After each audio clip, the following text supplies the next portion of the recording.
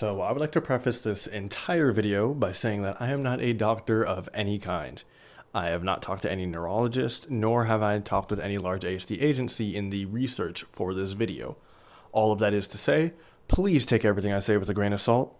If anything does interest you, then I would recommend doing your own research, not just taking my word for it. We got all that? Cool. Now let's get to the meat and potatoes of this dish.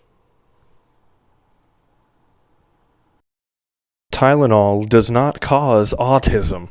Did I get your attention? Good. Now, this video isn't for those who have been recently diagnosed with autism or ASD, or have done their own research about autism and ASD. Instead, this video is for those who wish to gain more than a passing glimpse of information about autism and ASD. Quick overview of my points. I'll be going into the history of ASD. I'll be going into how ASD has been represented in media throughout the years. And I'll be talking about what it's like to live with ASD and how communities have formed around that. Now, I'm not going to say that I'm going to go over those points in that order, but that is what I'm going to go over in this video.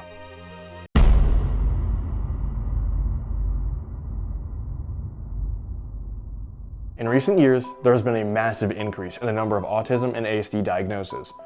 A large part of this is the fact that people are changing how they view autism and ASD.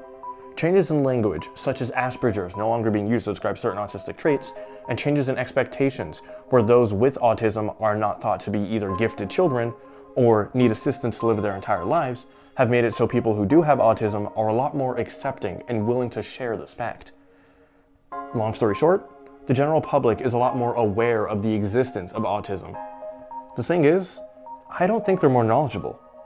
Autism as a diagnosis can be attributed to a journal published by psychiatrist Leo Kanner in the year 1943. Now, I don't have time to go into his history, but he was a pretty cool guy, being coined the first child psychiatrist and performing a study on 11 children to determine what autism really was. He described autism as the children's inability to relate to people and objects in an ordinary way from birth. He did comment that he had a small sample size and that this might affect more children in the population than currently believed. Kanner noted that multiple children had very smart relatives who shared antisocial traits that the kids have. This does not mean that the kids got these traits just by mimicking the parents.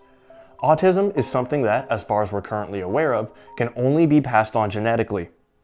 I mean that there is no way to alter someone, even during fetal development, so that they have autism after birth. You're either born autistic or you're not. The whole thing with Tylenol and autism has just as many studies proving that it does cause it as there are ones that don't. Most studies come up inconclusive. So, it cannot be linked as the sole factor to the increase in autism diagnoses in recent years. As the years went on, autism evolved into ASD, or autism spectrum disorder.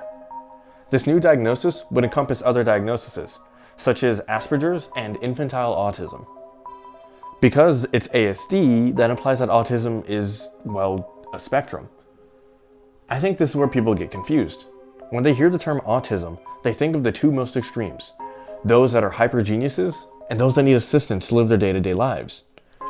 Most autistic people aren't either of those cases, and instead fall into what is called first level, or, using the outdated term, high-functioning autists. These people just come off as a little awkward or antisocial, and they never see depictions of themselves in the media, so they never think they're autistic. Speaking of the media,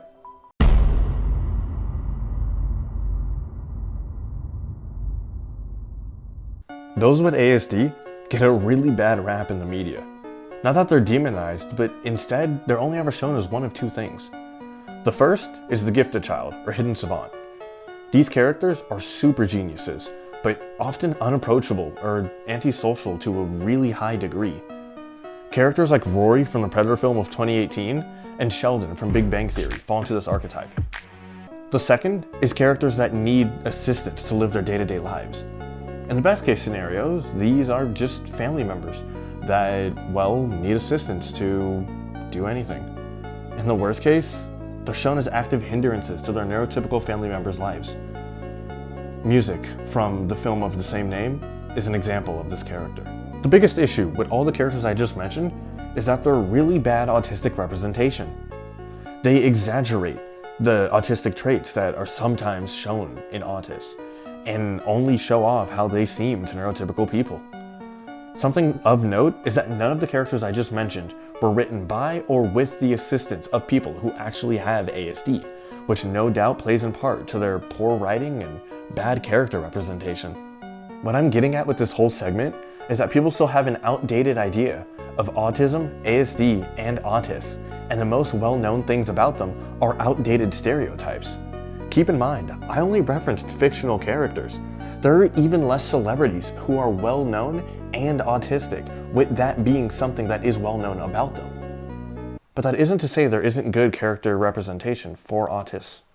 In recent years, people have gotten way better at writing characters who are implied to be autistic or have ASD. Characters like Reagan from Inside Job or Donatello from Teenage Mutant Ninja Turtles, specifically the one from Teenage Mutant Ninja Turtle Rise, are very good examples of autistic representation. This is because they aren't written as neurotypical people mimicking autistic traits, but instead as autists who are just, well, people with ASD. It all comes back around to the fact that autists are people just like everyone else, and they just experience life in their own unique ways.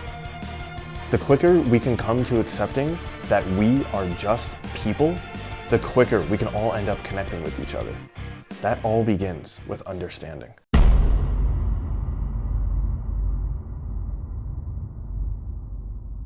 One of the hardest parts of being inclusive and understanding when it comes to autistic individuals and those with ASD is understanding what life is like for them. That's in part because there isn't really a ton of shared traits between people who have ASD. Sure, there are a few, like an aversion to small talk most of the time, but there isn't a general guide you can follow to help those with ASD feel comfortable at all times. That's in part because ASD usually doesn't come alone. It has been stated that 75% of people who have ASD also have ADHD, Tourette's, or some other neurodivergent disorder. This combination of neurodivergences only add on to the problem of accommodating, understanding, and caring. Everyone has different things that might overstimulate or make it difficult for them to exist in a space. What I can say, as a most likely autistic individual myself, is that if you ever want someone to feel included, just ask them what they need. I know it's not some profound answer with years of research supporting it, but it's genuinely the most effective thing I've found personally. Remember, the entire point of this video is inclusion, and the best way to make someone feel included? Extend a hand to them. Also, by helping and extending a hand personally, you make it more likely that anyone who views the interaction will do the same. By extending an olive branch, you end up growing a whole tree. I will also say that I think the most important thing you can do with someone with ASD wants to tell you their experiences is to just listen and not judge. Again, I know it's kind of obvious, but the simplest things sometimes work the best. It's more than just a worldview to them, it's their lives. It's a moment of weakness where they're opening up to you. When they tell you that they can't wear jeans because it makes the dinner plate sound loud when they eat out, don't laugh at them, don't snicker, and don't consolidate them for being different.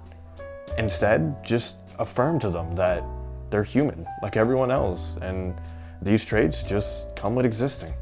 In the end, one of the most influential things you can do is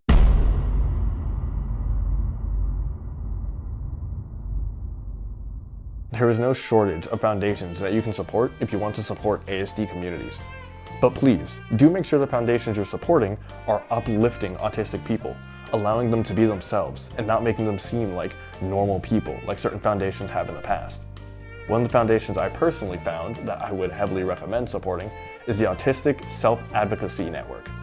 The best part about supporting those foundations is that you're normally not just supporting those who have ASD. You're helping other people, either explicitly or implicitly. Because remember, ASD usually doesn't come alone. If you are unable to provide direct support to these organizations, you can still support those with ASD by making sure accommodations exist where they will be needed. Ask your boss if your dress code is flexible enough for people to wear stuff that won't negatively affect them while they work. Ask your teacher if students can get extensions or extra hours on tests and quizzes simply because they weren't able to work because their mental state was so rut. When you plan large gatherings, make sure that there are a minimal number of barriers of entry for people who might be just, well, people, but different. When you make it so your cause is easy to join, people will join because it's easy. Remember, change starts small.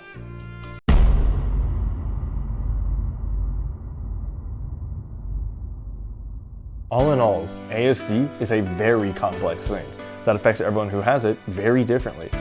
That, combined with bad media representation, has left many's understanding of ASD in the past.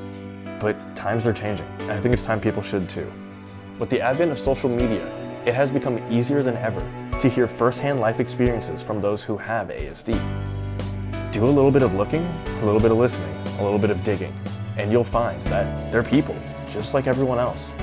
Now, I'm willing to admit that any change that does happen isn't going to happen super fast, and that's alright. I wouldn't ask someone to gain a new profound understanding of the world overnight and radically change themselves in the process. But I would ask them to at least consider what I say, and if they wish to act, I tell them to act as soon as possible. Right now, the person that I'm talking to is you, and I hope that you consider all that I've said.